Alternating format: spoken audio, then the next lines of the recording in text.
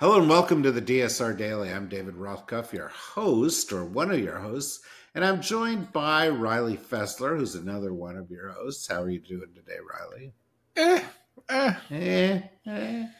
Yeah, everybody's getting Norm Ornstein disease. Anybody who listens to Words Matter, every time I start the show, I'm like, so how are you doing, Norm? And he's like, well, not so good. Everything's terrible. Let me try this. We're also joined by Minna Stein. How are you doing, Minna? I was just recently diagnosed with Norm Ornstein disease. Oh, well, that could be, bleakly insightful. I mean, he's a brilliant guy. It's not all wrong. It's not all bad. And he's also got a good sense of humor, which is important to sustain ourselves.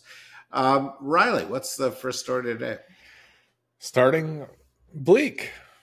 The Trump administration deployed 700 U.S. Marines to Los Angeles to quell protests against immigration raids, sparking backlash from Democratic leaders who called it an unprecedented militarization of law enforcement. California sued to block the deployment, arguing it violated state sovereignty, while Homeland Security pledged to intensify immigration enforcement. Protests erupted in multiple cities, with clashes between demonstrators and police, as Trump accused local leaders of enabling lawlessness. The situation deepened political divisions, with Democrats warning of authoritarian overreach and Republicans defending the crackdown. Look, there are a lot of things I could say here, but the one thing that I want to say to you that is most important is that if you have not downloaded and listened to the Words Matter episode that Norm and I did yesterday with Miles Taylor, go do it now, or wait until we're done with this and go do it now. Because it makes the point, it's a core point. I'm about to write something on this point. LA is not an isolated incident. LA, this use of troops, this declaring of an emergency, this taking one giant step towards martial law, has been part of the plan all along. It's something Trump wants to do across the country. The troops in LA, the troops that'll be on parade in Washington this weekend, it's all of a piece. It's movement towards an authoritarian, strongman model of government in which he is aping Viktor Orban, Vladimir Putin, even Kim Jong-un. He's mimicking the heavy-handed autocratic rulers that he thinks look powerful. There is a psychological problem at the root of all of this, and I don't want to speculate on what it is. But this is a man who, in the fading years of his life, really wants to flex what muscles remain. And the price is setting aside the rule of law in America, setting aside democracy. So be appalled, but be even more concerned about where this leads. Minute. Health Secretary Robert F. Kennedy Jr. announced the unprecedented dismissal of the entire 17-member CDC Advisory Committee on Immunization Practices, a move that has drawn sharp criticism from health experts, lawmakers, and medical associations. Kennedy claimed the panel was politically stacked and lacked transparency, but former Advisory Committee on Immunization Practices members and public health leaders argue the decision undermines decades of scientific expertise and destabilizes vaccine policy amid declining vaccination rates and ongoing disease outbreaks. The mass firing has fueled fears that the committee will be replaced with ideologically driven appointees, signaling a broader politicization of public health and prompting calls for an independent alternative. It's appalling. It's not just appalling as a political act. It has consequences. The guidelines for vaccine use set by this committee are the guidelines that insurance companies use to determine what they pay for. If, as seems highly likely, Kennedy replaces the committee with a group of people who are anti-vaxxers and believe in his fake science. There'll be fewer and fewer vaccines on the list. That'll mean insurance companies will pay for fewer and fewer vaccinations unless they look at this in horror, as they should, and change their methods. But the last time insurance companies, did something because it was good for their clients was a long time ago. So I'm not expecting that. But what this will lead to, as Minna implied, is a continuation of a fall in vaccine rates.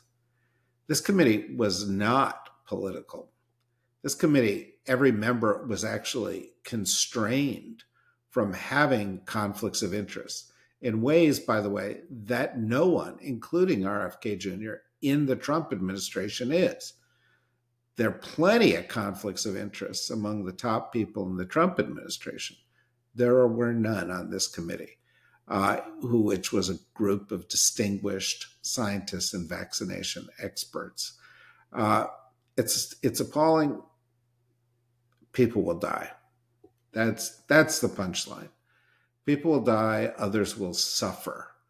And it won't just be the idiots who buy into the RFK Jr. of world of, let's drink bleach. As diseases spread, others will get the diseases. This will make, and people who can't afford the vaccines without the insurance payment will get the diseases. This will put everybody else at greater risk. If there was nothing else going on in America, this would be the scandal of the day.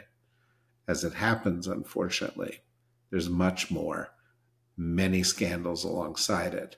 And they're using that as kind of cover, right? Multiple scandals make it harder to focus on any one. And that's why this big push towards terrible government has, sort of really awful consequences. Riley? The Smithsonian Institution affirmed its independence in response to President Trump's claim that he fired National Portrait Gallery director Kim Saget, stating that all personnel decisions are made by Secretary Lonnie Bunch under the Board of Regents' oversight. While not directly addressing Trump's remarks, the institution emphasized its commitment to remaining free from political influence. Trump had criticized the Smithsonian for promoting divisive ideologies and claimed he dismissed Saget over her support for DEI, though she reportedly remained in her role. The Board of Regents directed Bunch to review museum content for bias and report back on any necessary changes. Yeah, this is just, again, authoritarianism trying to cleanse cultural institutions of leaders who don't have views that exactly match those of Trump. The head of the National Portrait Gallery did the right thing by staying. The Smithsonian board and leadership is doing the right thing by asserting their independence from the executive branch.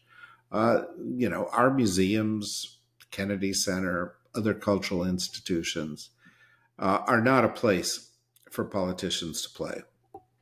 They should be open to free expression.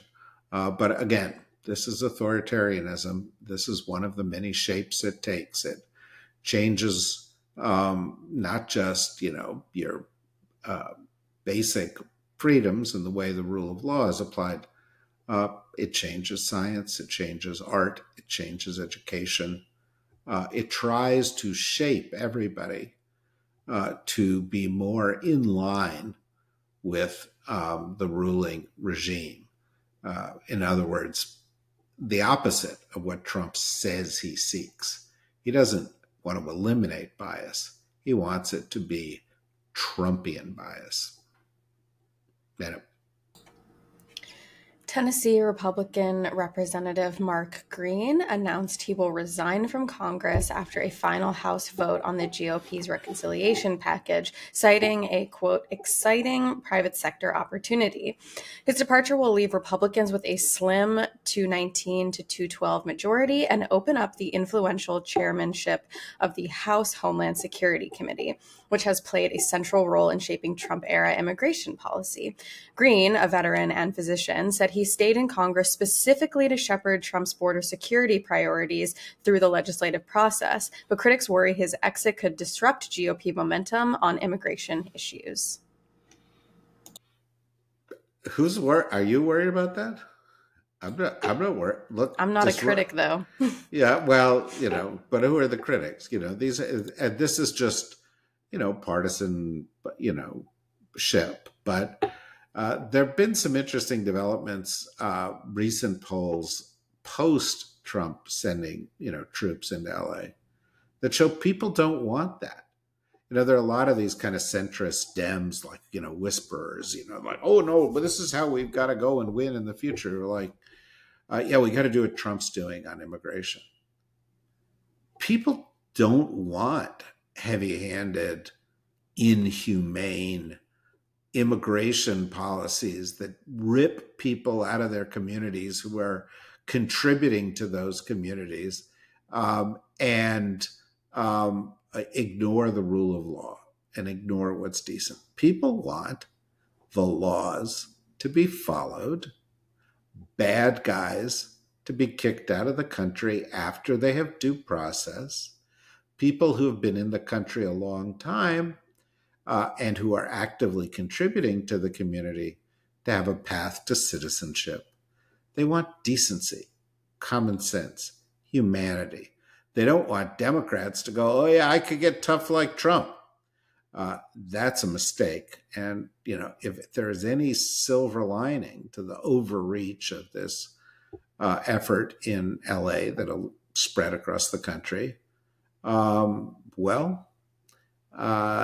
the silver lining might just be that it shows where American people really are on all of this. Riley.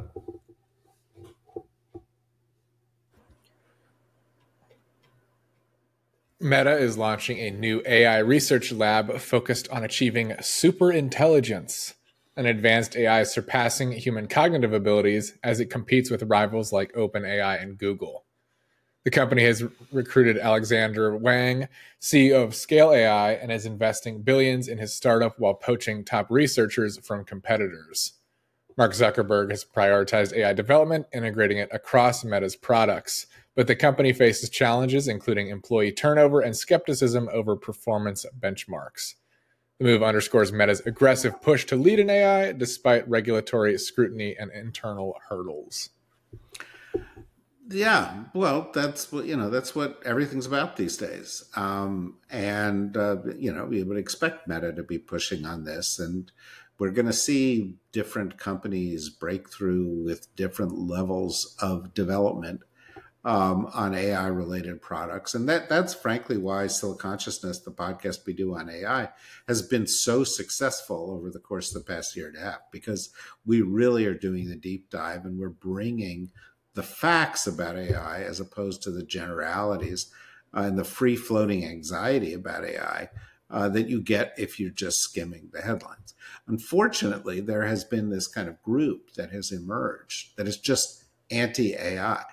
Being anti-AI is like being anti, gravity, Asia, pick some other. AI is a lot of things. AI is something that can help you do research. It's also something that can help, guide, weapons to kill targets, without human intervention. It's something that can help us find new cures for medicine. But it's also something that can abuse and steal a lot of data. When you talk about AI, you need to be specific about it.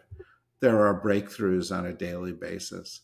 Everything in computing is going to be about getting more data, going through it more quickly, applying new algorithms to help analyze it more effectively. This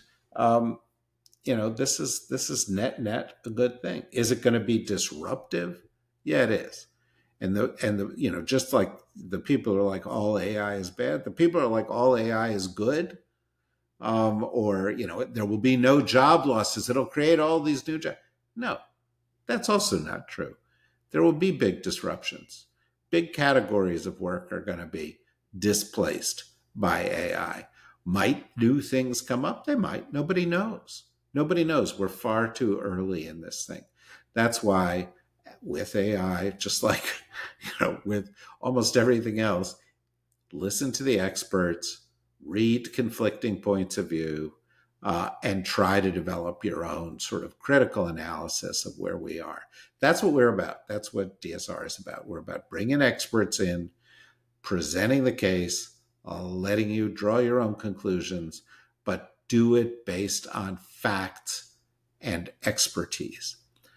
If you like that, and you think that's a good thing, go to the dsrnetwork.com, click on membership, become a member, and you'll get more quality analysis. You'll get it sooner. You'll get it without advertisements. It's a very, very good deal.